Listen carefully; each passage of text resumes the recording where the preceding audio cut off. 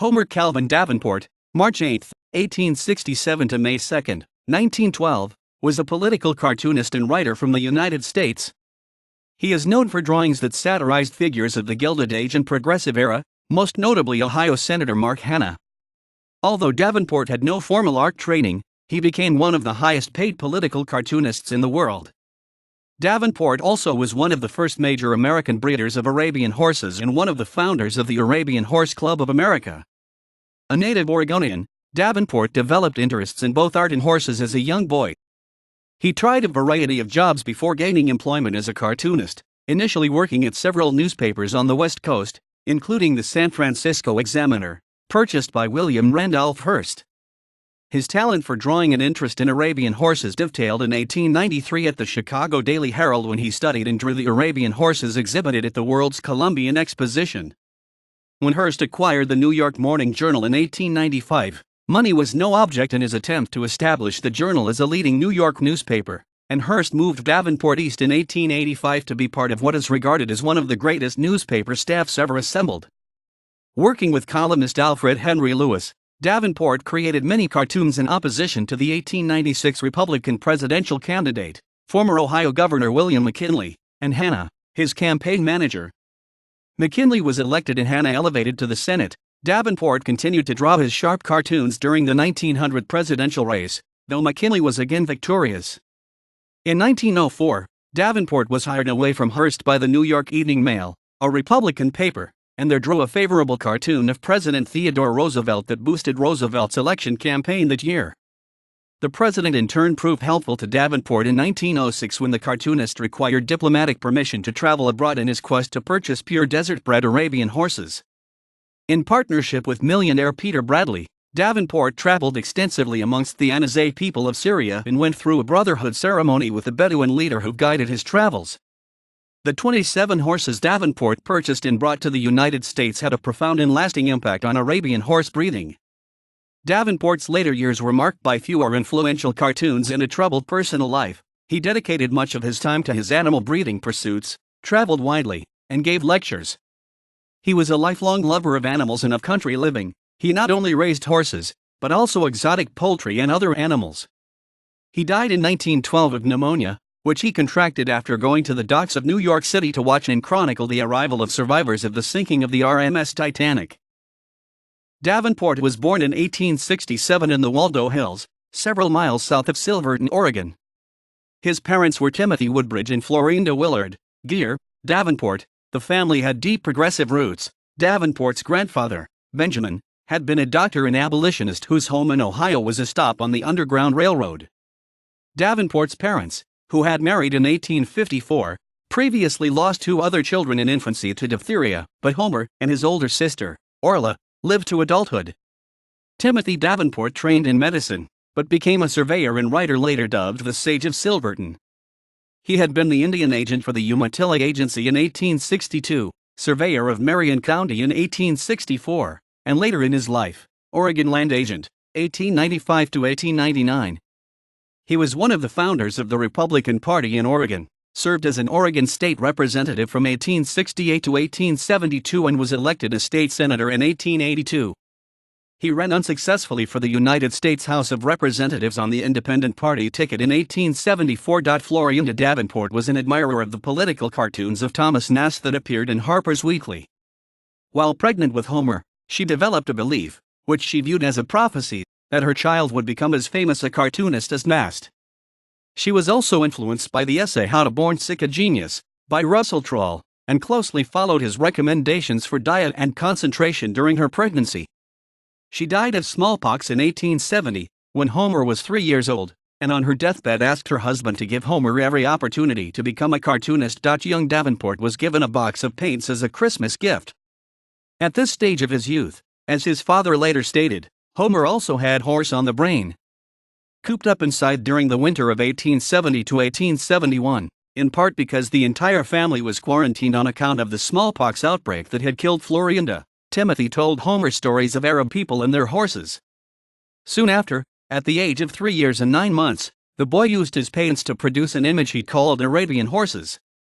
He learned to ride on the family's pet horse, Old John. Following his mother's death, Both of Davenport's grandmothers helped raise him. Timothy Davenport remarried in 1872 to Elizabeth Nancy Gilmore Wisner, and in 1873, the family moved to Silverton. The cartoonist later recounted that the move to the community, about 40 miles, 64 kilometers, south of Portland and with a population of 300 at the time, was so he might live in the Latin Quarter of that village and inhale any artistic atmosphere that was going to waste. Homer began to study music, and was allowed to help Timothy clerk at the store the elder Davenport purchased when he first moved to Silverton. Timothy required Homer to milk the cows, but otherwise Homer was to study faces and draw. He was well liked by the villagers, but they considered him shiftless. They did not consider drawing to be real work. He exhibited a love of animals, especially fast horses and fighting cocks. Davenport later wrote that his fascination with Arabian horses was reawakened in his adolescent years with his admiration of a picture of an Arabian-typed horse found on an empty can of horse liniment. He carefully cleaned the can and kept it as his only piece of artistic furniture for many years until forced to leave it behind when he moved to San Francisco. He also played in the community band in his formative years, and with that group young Davenport once traveled as far as Portland. Davenport's initial jobs were not successful. His first position outside Silverton began when a small circus came to town, and Davenport, in his late teenage years, left with it.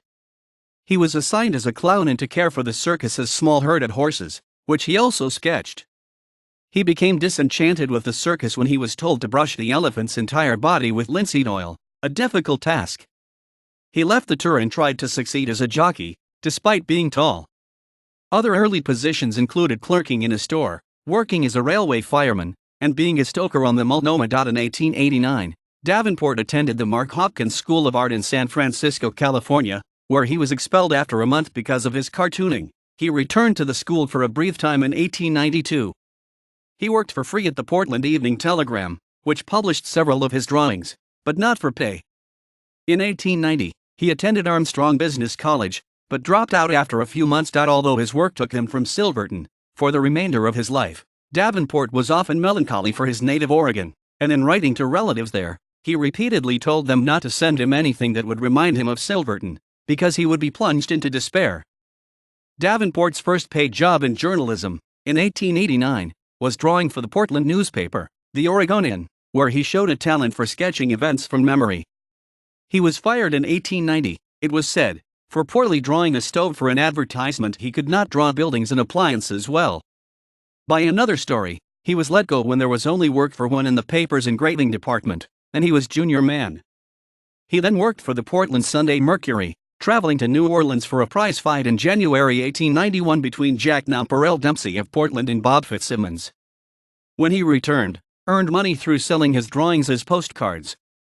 Davenport's talent came to the attention of C.W. Smith, general manager of the Associated Press, and also Timothy Davenport's first cousin. Smith got the young cartoonist a free pass on the railroad to San Francisco in 1891 and wrote a letter to the business manager of the San Francisco Examiner, essentially a demand that Davenport be hired. The Examiner's business manager had been greatly impressed by doodles that Davenport drew while waiting. At the Examiner, Davenport was not a cartoonist, but a newspaper artist who illustrated articles. The technology to directly reproduce photographs in newspapers was still a few years away. After a year at the Examiner, he was fired. Several stories state that this occurred after he asked for a raise from his meager salary of $10 per week. His work, including the New Orleans postcards, had attracted admirers, whom, in addition to Smith, helped him to get a job with the San Francisco Chronicle in 1892. While there, he attracted reader attention for his ability to draw animals. He resigned in April 1893 because he wanted to go to Chicago and see the world's Columbian Exposition, and his contacts secured him a position with the Chicago Herald. At the Herald, one of his jobs was to illustrate the horse races at Washington Park. He was dismissed from the Herald, and in one account ascribed his dismissal to going every day to visit and sketch the Arabian horses on exhibit at the World's Fair. However, more likely, the poor economy and the end of the fair caused the Herald to lay him off, and Davenport suggested as much in a 1905 interview. While at the Daily Herald, he married Daisy Moore, who traveled from her home in San Francisco to Chicago in order to marry him. Davenport returned to San Francisco and regained his position at the Chronicle.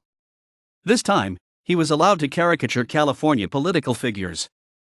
By then, William Randolph Hearst owned the Examiner. In his early days as a newspaper tycoon, Hearst followed Davenport's cartoons in the Chronicle, and when the cartoonist became well known for his satires of figures in the 1894 California gubernatorial campaign, hired him, more than doubling his salary. When a famous horse died and the Examiner lacked an image, Davenport, who had seen the animal the previous year, drew it from memory. Impressed, Hearst purchased the original drawing. Davenport took his responsibilities as political cartoonist seriously, traveling to Sacramento, the state capital, to observe the legislative process and its participants. Hearst had been successful in California with the Examiner, and sought to expand operations to the nation's largest city, New York. Several newspapers were available for sale, including the New York Times, but Hearst then lacked the resources to purchase them. In September 1895, having lost most of its circulation and its advertisers over the past year, Cincinnati publisher John R. McLean made his New York Morning Journal available at a price within Hearst's means, and he bought it for $180,000. Hearst changed the name to the New York Journal and began to assemble what Hearst biographer Ben Proctor deemed one of the greatest staffs in newspaper history. Under editor-in-chief Willis J. Abbott, the well-paid staff included foreign correspondent Richard Harding Davis, columnist Alfred Henry Lewis, and humorist Bill Knight. Contributors included Mark Twain and Stephen Crane. Davenport was among a number of talented staff on the Examiner whom Hearst transferred to New York and employed on the Journal at a high salary. In 1896, a presidential election year, Davenport was sent to Washington to meet and study some of the Republican Party's potential candidates, such as Speaker of the House Thomas B. Reed. Hearst's Journal was a Democratic paper, and Davenport would be expected to harshly caricature the Republican presidential candidate. The Republicans were anxious to take over the White House from Democrat Grover Cleveland. They were widely expected to do so, as the Democrats were blamed for the economic panic of 1893, which had brought depression to the nation for the past 3 years. None of the potential Democratic candidates seemed particularly formidable, and the Republican nominee was expected to win in a landslide. Reporters and illustrators on the Journal often worked in pairs. Davenport was teamed with Lewis, and the two soon forged a solid relationship. In early 1896, Lewis went to Ohio to investigate the leading candidate for the Republican presidential nomination, that state's former governor, William McKinley. To interview the candidate, Lewis was required to undergo an interview himself, with McKinley's political manager, Cleveland industrialist Mark Hanna. Hanna had set aside his business career to manage McKinley's campaign, and was paying all expenses for a political machine which helped make McKinley the frontrunner in the Republican race. Lewis got his interview with McKinley, then remained in Ohio, investigating Hanna. In 1893, Governor McKinley had been called upon to pay the obligations of a friend for whom he had co-signed loans. Hanna and other McKinley supporters had bought up or paid these debts. Lewis viewed Hanna as controlling McKinley, able to ruin the candidate by calling in the purchased notes. Becoming increasingly outraged by what he deemed as Hanna's purchase of the Republican nomination, and so likely the presidency, Lewis began to popularize this view in the pages of the Journal. The first Davenport cartoon depicting Hanna appeared soon after. The 1896 campaign made Davenport famous and well-paid, earning $12,000 per year, the highest compensation of any cartoonist of his time. Hearst, who had lost a fortune but who had established the Journal as one of New York's most influential newspapers, also gave him a $3,000 bonus with which to take a trip to Europe with Daisy. In London, Davenport interviewed and drove the elderly former Prime Minister, William Gladstone. In Venice, he came upon a large statue of Samson. He was impressed by the large muscles of the work, and immediately conceived of it as representing America's powerful corporate trusts, the status of which was then a major political issue. A large, powerful, grass-skirted figure representing the trusts would be seen with McKinley and Hanna in Davenport's cartoons during the president's re-election bid in 1900. In 1897, Davenport was sent to Carson City, Nevada, to cover the heavyweight championship fight between boxers Bob Fitzsimmons and Jim Corbett, a match heavily promoted by the Journal. Fitzsimmons won. Davenport traveled to Nevada by way of Silverton, visiting there for the first time since becoming famous. The following year, Davenport went to Asbury Park, New Jersey, to watch Corbett in training. Davenport both interviewed him and made several drawings which the Journal published, including one of cartoonist and boxer sparring. Davenport's drawings left few public figures unscathed. He even caricatured himself and his boss, Hearst. Ultimately, Davenport's work became so well recognized for skewering political figures he considered corrupt, that in 1897 his opponents attempted to pass a law banning political cartoons in New York. The bill, introduced in the state legislature with the prodding of U.S. Senator Thomas C. Platt, RNY, did not pass, but the effort inspired Davenport to create one of his most famous works, No Honest Man Need Fear Cartoons. In 1897 and into 1898, the Hearst papers founded a drumbeat for war with Spain. Davenport drew cartoons depicting President McKinley as cowardly and unwilling to go to war because it might harm Wall Street. Once the Spanish-American War was underway, one of the American war heroes was Admiral George Dewey, victor at the Battle of Manila Bay, who was welcomed home in 1899 with celebrations and the gift of a house. The admiral promptly deeded the residence over to his newlywed wife, a Catholic, turning public opinion, especially among Protestants, against him. However, resentment eased after Davenport depicted Dewey on his bridge during the battle, with the caption, "Lest we forget." In 1899, Davenport returned to Europe, covering the Dreyfus case in Rennes. In 1900, the presidential election again featured McKinley defeating Bryan, and again featured Davenport, reprising his depictions of Hanna, this time aided by the giant figure of the trusts. Also a subject of Hearst's cartoonists was McKinley's running mate, war hero, and New York Governor Theodore Roosevelt, presented as a child with a Rough Rider's outfit and little self-control. The journal was renamed The American in 1901. Davenport continued there until 1904, eventually earning $25,000 per year, a very large salary at the time. Following Hearst's policy, he relentlessly attacked President Roosevelt, who had succeeded the assassinated McKinley in September 1901. Davenport both cartooned and wrote for The American. One column mockingly alleged that the new president had hidden all portraits of previous presidents in the White House basement, with the visitor left to view a large portrait of Roosevelt as well-armed Rough Rider. Nevertheless, the Republicans wooed Davenport, seeking to deprive the Democrats of one of their weapons, and eventually President and cartoonist met. In 1904, Davenport left The American for the New York Evening Mail, a Republican paper, to be paid $25,000 for the final 6 months of 1904, most likely paid by the party's backers, and an undisclosed salary after that. The 1904 presidential campaign featured Roosevelt, seeking a full term in his own right, against the Democratic candidate, Judge Alton B. Parker of New York. Again Davenport affected the campaign, this time with a cartoon of Uncle Sam with his hand on Roosevelt's shoulder, "He's good enough for me." The Republicans spent $200,000 reproducing it. The image was used as cover art on sheet music for marches written in support of Roosevelt. Although Davenport continued at the Evening Mail after Roosevelt was elected, the quality of his work declined. Fewer and fewer of his images were selected for inclusion in Albert Sheh's Review of Reviews. He also began to devote large periods to other activities. In 1905, he spent months in his home state of Oregon, first visiting Silverton and then showing, at Portland's Lewis and Clark Exposition, the animals he bred. In 1902, James Bond, a lecture circuit manager, hired Davenport as a speaker. Beginning in 1905, Davenport traveled on the Chautauqua lecture circuit, giving engaging talks, during which he sketched on stage. He sometimes appeared on the same program as Bryan, though on different days, and like him drew thousands of listeners. In 1906, he traveled to the Middle East to purchase Arabian horses from their native land, and then wrote a book in 1908 about his experiences. Davenport authored an autobiographical book, The Diary of a Country Boy, in 1910, and collections of his cartoons, including The Dollar or The Man and Cartoons by Davenport. Apparently as a joke, Davenport once included the Belle, or sometimes, Belle, of Silverton and other Oregon stories in a list of his publications, and reference books for years listed it among his works. A book of that name did not exist, however. Some speculate that this was an early working title for the country boy. Davenport's marriage had failed by 1909, and he suffered a breakdown that year, related to his ongoing divorce case. As he recovered, he announced a forthcoming series to be available for license to newspapers, Men I Have Sketched. This project was aborted when, in 1911, Davenport was invited by Hearst to return to The American. He was on assignment for The American on April 19, 1912, when he met the RMS Carpathia at the docks in New York to draw the survivors of the RMS Titanic. He drew 3 cartoons, but upon leaving his office was in a highly nervous state.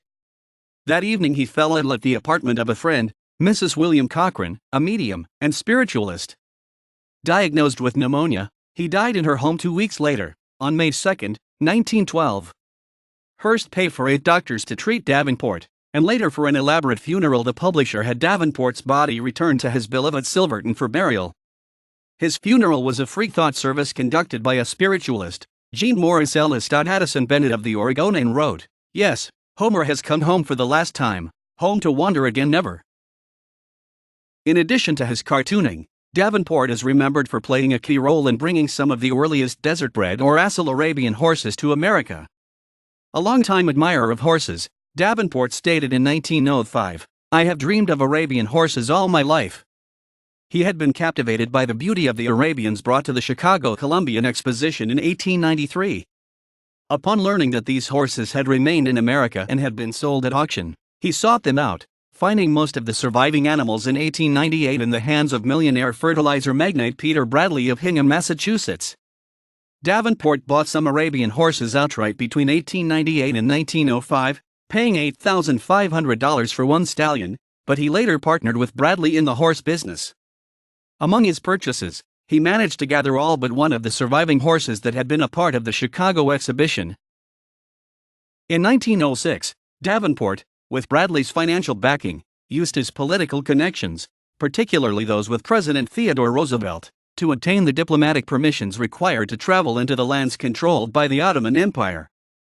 Roosevelt himself was interested in breeding quality cavalry horses, had tried but failed to get Congress to fund a government cavalry stud farm, and considered Arabian blood useful for army horses. Davenport originally intended to travel alone, but was soon joined by 2 young associates anxious for an adventure in the Middle East, C.A. Arthur Moore, Jr., and John H. Jack Thompson, Jr. He traveled throughout what today is Syria and Lebanon, and successfully brought 27 horses to America. To travel to the Middle East and purchase horses, Davenport needed to obtain diplomatic permission from the government of the Ottoman Empire, and specifically from Sultan Abdul Hamid II.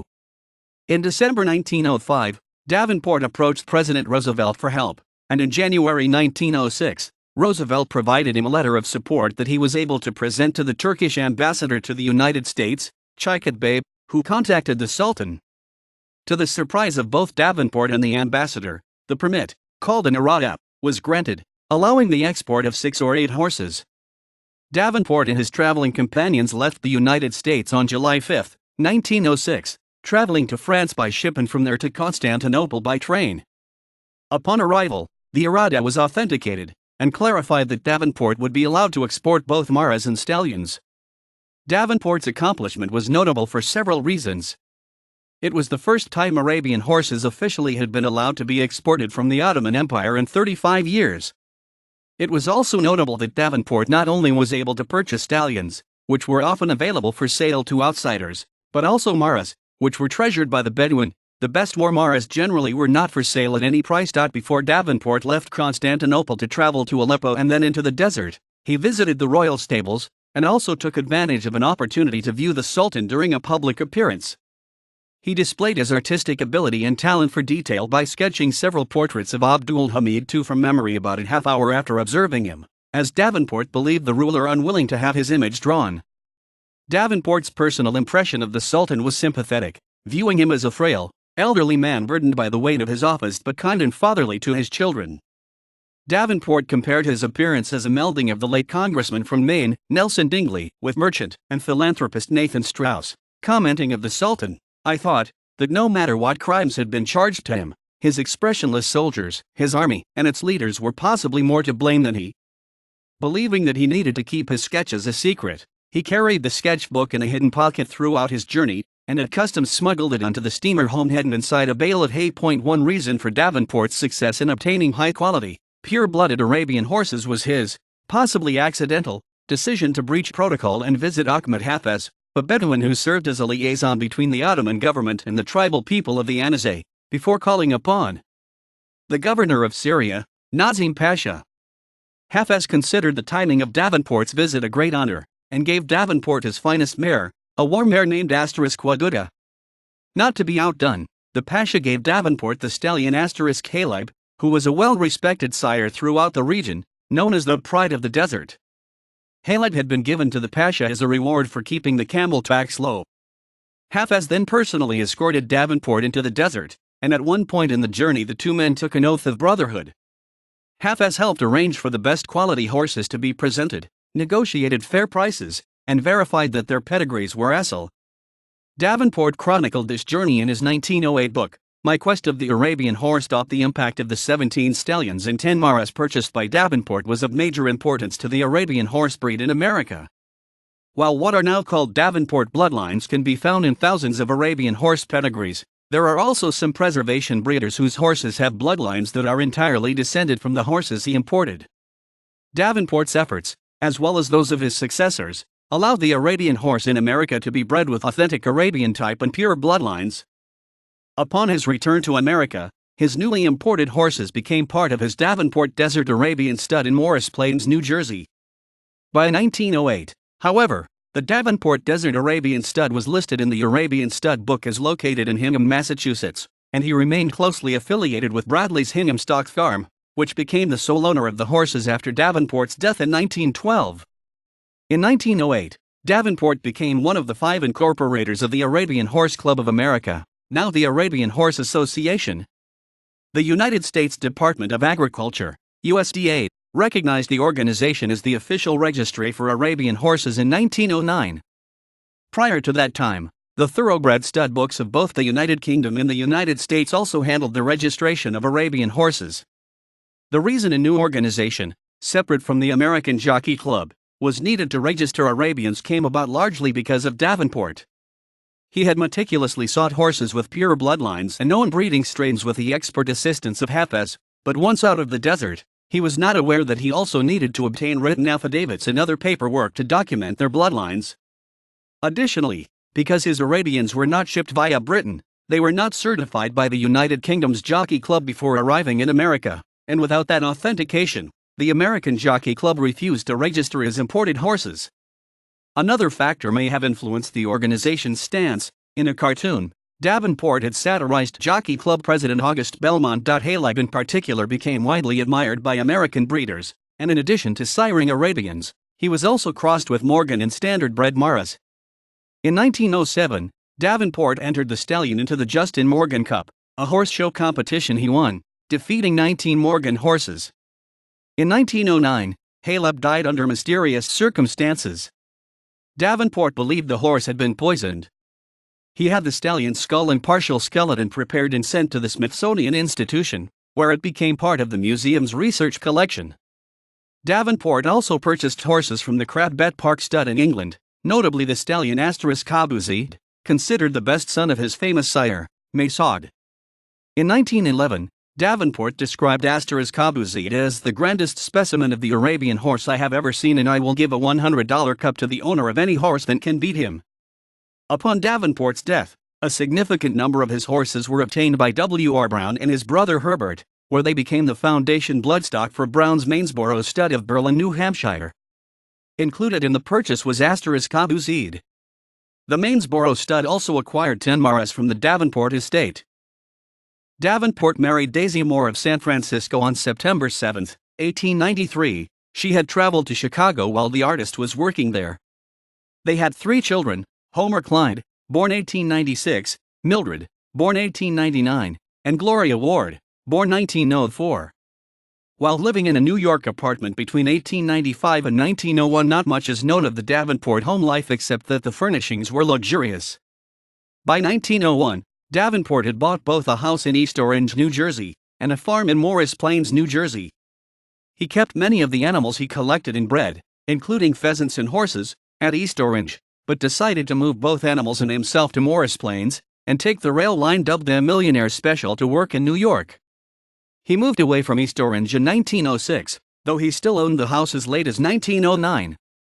In Morris Plains, the Davenports hosted large parties attended by celebrities, artists, writers, and other influential people of the day, including Ambrose Bierce, Lillian Russell, Thomas Edison, William Jennings Bryan, Buffalo Bill Cody, Frederick Remington, and the Floridora Girls. Instead of using a regular guest book, Davenport would have his guests sign the clapboard siding of his home to commemorate their visits. Davenport bred various animals. I was born with a love of horses and for all animals that do not hurt anything. I feel happiest when I am with these birds and animals, he said. I am a part of them without anything to explain. His understanding of the dynamics of purebred animal breeding was that deviation from the original, useful type led to degeneration of a breed. While best known as a horse breeder, he also raised pheasants, including exotic varieties from the Himalayas and other breeds of birds. By 1905 he started a pheasant farm on his property in Morris Plains, gathering the birds he had kept on the West Coast, and buying others from overseas using the profits from his first published book of cartoons. As of 1908 he owned the largest private collection of pheasants and wild waterfowl in America. At various times, his menagerie also contained Angora goats, Persian fat-tailed sheep, Sicilian donkeys, and Chinese ducks. 3 times, he built up collections of cockfighting roosters, once selling them to finance his start the first time he lived and worked in San Francisco. In addition to his interest in horses and birds, Davenport was also fond of dogs, notably a bull terrier named Duff, obtained as a puppy. Davenport taught Duff to do tricks and profited by loaning the dog to perform in vaudeville acts. In 1908, Davenport involved himself in a controversy over the breeding of show-quality dogs, stating that he thought breeding solely for show purposes was creating an animal that was of inferior quality. He targeted certain popular breeders of purebred collies as producing animals that had less intelligence, were of pure temperament, and lacked utility. He pointedly named famous breeders whom he felt were making particularly poor decisions. The Davenport marriage did not last. Daisy did not share many of her husband's interests and intensely disliked Silverton. In 1909 they separated, and the parting was acrimonious. Homer initially returned to New York to live, but soon suffered a breakdown. He spent months recuperating in a resort hotel in San Diego, California, at the expense of his friend, sporting goods mogul Albert Spaulding. Though he deeded his 2 properties over to Daisy, she sued for alimony, and had Homer held in contempt by a New York court for failure to pay support when he was not working. He returned to New York and obtained a new stock farm at Homedale, New Jersey, in 1910. Though his father died in 1911, he began to pull his life together and returned to cartooning. He met a new companion, referred to in his papers only as Zada, whom he intended to marry once his divorce case was concluded. However, he died before his scheduled August 1912 trial date. Davenport's cartoons have had a lasting impact on the public image of Mark Hanna, both on how he was perceived at the time and on how he is remembered today. Early Hanna biographer Herbert Croly, writing in 1912, the year Davenport died, deemed his subject portrayed as a monster by the powerful but brutal caricatures of Homer Davenport. According to Horner, the portrayal of Hanna that has stood the test of time is one that depicts him side by side with a gigantic figure representing the trusts, and a tiny, childlike, William McKinley. He will forever be known as Dollar Mark, thanks to Homer Davenport and many other columnists who drew him as a malevolent presence. McKinley biographer Margaret Leach regretted Davenport's effect on the former president's image. The representation of McKinley as pitiable and victimized was a poor service to his reputation. The graphic impression of his spineless subservience to Hanna would long outlive the lies of journal columnist Alfred Henry Lewis. According to Davenport's biographers, Leland Hewitt and Alfred Powers, his Arabian horses were to perpetuate his fame on and on into future years more than his political cartoons, so that in 10,000 stables today he is known as having been a great man. Today, the term CMK, meaning Crabbet/Mainsboro/Kellogg, is a label for specific lines of domestic or American-bred Arabian horses. It describes the descendants of horses imported to America from the desert or from Crabbet Park stud in the late 1800s and early 1900s, then bred on in the U.S. by the Hamady Society, Randolph Huntington, Spencer Borden, Davenport, W.R. Brown's Mainsboro stud, W.K. Kellogg, Hearst's San Simeon stud, and General J.M. Dickinson's Traveler's Rest stud. Silverton, Oregon, gives tribute to Davenport during its annual Homer Davenport Community Festival, held annually in August. The festival began in 1980. In addition to his newspaper cartoons and postcards, Davenport wrote or provided illustrations for the following books: Davenport, Homer C., 1898. Cartoons by Homer Davenport. New York, DeWitt Publishing House. OCLC 1356802. Republished, Davenport, Homer C. Gus Frederick, 2006. Cartoons by Davenport, annotated reissue. Silverton, Oregon, Heron Graphics. Traubel, Horace L. H. Davenport, 1900. The Dollar or the Man. The Issue of the Day. Boston, Small, Maynard & Co. OCLC 201-7698. Richardson, T.D., Davenport, Homer, 1901. Wall Street by the Back Door. New York, Wall Street Library Publishing Co. OCLC 973728. Davenport, Homer C., 1949, 1909. My Quest of the Arabian Horse. New York, B.W. Dodge & Co. OCLC 2574660. Republished by the Arabian Horse Club of America, Best Publishing, Boulder, Colorado, 1949. Assen, B0007 AYORE. Davenport, Homer C., 1910. The Country Boy, The Story of His Own Early Life. New York, G.W. Dillingham Co. OCLC 492-7261. Davenport, Homer, Daniel, Dan, N.D. Play Hall. New York, Bauman Co. OCLC 222-72087. Theodore Thurston Gear Family History and Legacy.